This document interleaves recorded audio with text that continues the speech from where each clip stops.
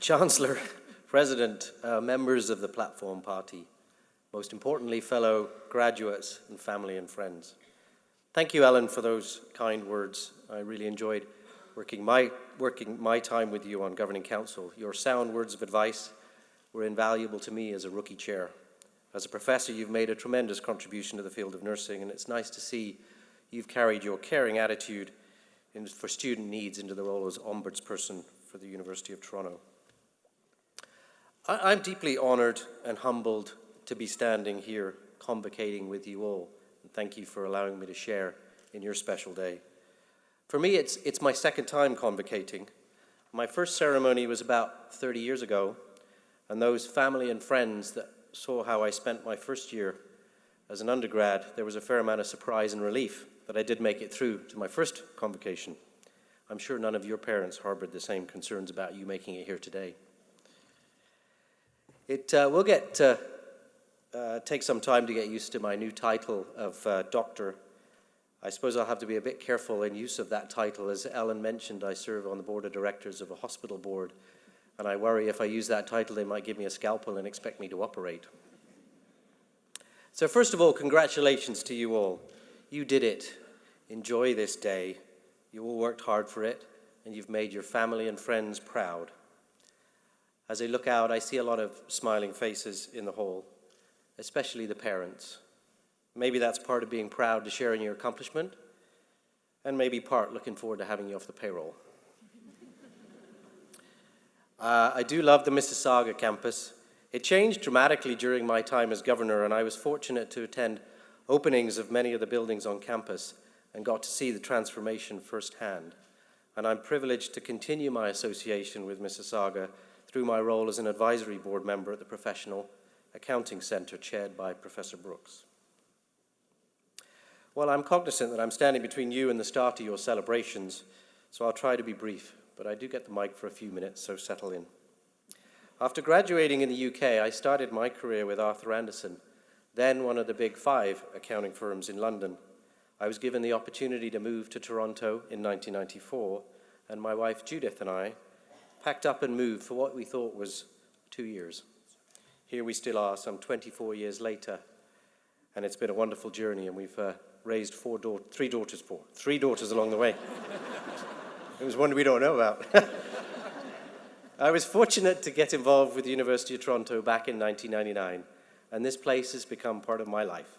Just like they say in the song Hotel California, you can check out, but you can never leave. We're so fortunate to have a world-class university in this city, and you would be proud to know that your degree will be recognized wherever you go, wherever you choose to forward your career. I travel a lot for business, and I can tell you, people know about U of T. The brand is recognized for excellence and scholarship, and you graduate as one of the elite. Knowing I was going to get the opportunity to speak with you today, I wanted to share 3 pieces of advice that have helped me navigate my life. First, find a moral compass. That's your navigation aid as you navigate your career as well as your life. Second, develop a spirit of sharing your talents with others. And third, making time for what's important. The world of business, where I've chosen to make my career, is inspiring, amazing, and constantly changing. You will have highs and lows, and you will be challenged.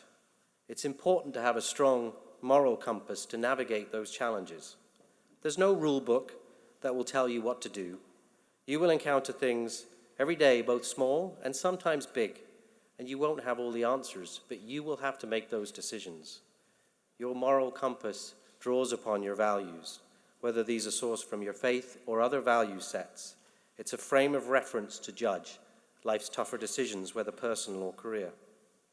When I had just made partner at Arthur Andersen, we faced a challenging time as Enron, a large high-profile energy company in the US with strong ties to the US government, had just gone bankrupt. Maybe you'd heard about this in your business class. Ultimately, this event brought down my firm worldwide. We as partners in Canada were facing the collapse of our firm and bankruptcy. We needed to find a solution that would preserve the jobs of 1,000 employees. It was a pretty stressful time, I can tell you. Personally, I was nervous and needed to rely on my moral compass as I balanced the needs of my family with the needs of the employees. Individual partners, including myself, were getting calls to join other firms, but had we gone our separate ways, employee jobs would have been lost. I'm proud to say that the strong values present amongst our partners meant that we worked together to find a solution for all 1,000 employees to join Deloitte in Canada. That was back in 2002, and many are still at the firm today. My second point is to find ways to share your talents with others. Everyone in this room has been blessed with special gifts, each unique. Finding ways to share those will bring its own blessing. Serve and give. Whether through work, at home, or in your community, this will bring you true joy and a sense of fulfillment. It was important at an early stage for Judith and I to become involved in our communities.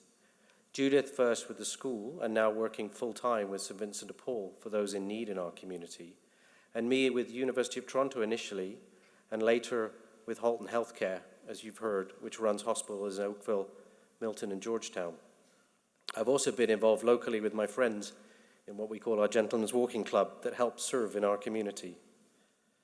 Particularly rewarding now is the fact that I've recently managed to start working together with Judith on a cause dear to both of us, which is building a youth ministry at our church.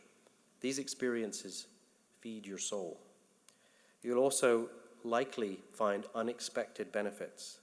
I have found that these diverse experiences have not only brought me a sense of fulfillment and peace, but benefited my professional career as well. My experiences in governance during my time here have helped me in my work with boards as part of my role as an audit partner at Deloitte. My last point is to make time for what's important to you. There's a lot of talk today about work-life balance. I'm not sure that really helps the conversation.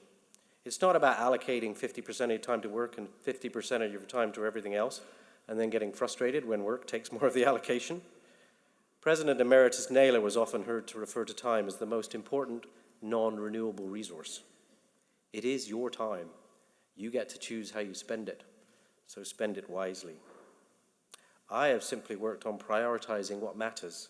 These priorities will change from year to year and actually from day to day. Sometimes it will be work, sometimes it will be family, sometimes physical or spiritual well-being. I can tell you one thing, it's not always work. Be intentional about selecting your priorities and manage your time around these priorities. As I mentioned earlier, I'm a proud father to 3 daughters, and they're all sitting on the stage behind me.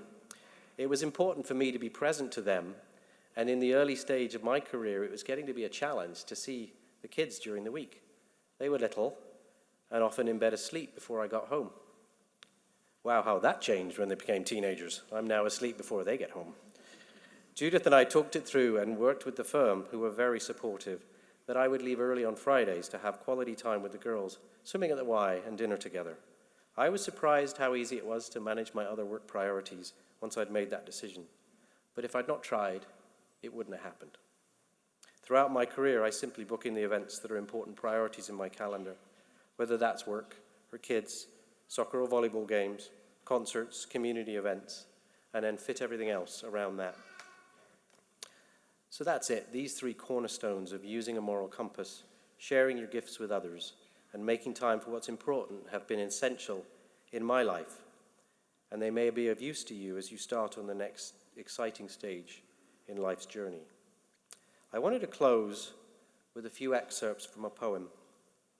It was a poem that was read at our wedding, and I came across it when I was on silent retreat recently.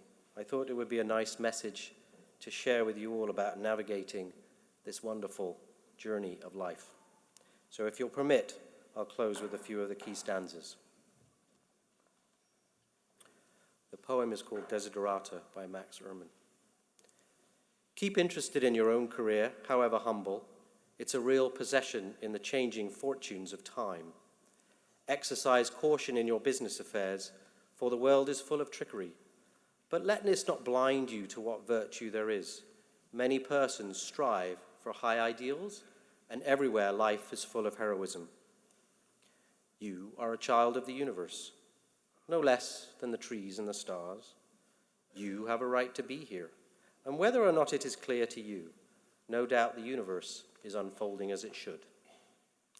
Therefore, be at peace with God, whatever you conceive him to be, and whatever your labors and aspirations in the noisy confusion of life, keep peace with your soul. With all its sham, drudgery, and broken dreams, it's still a beautiful world. Be cheerful, strive to be happy. Thank you.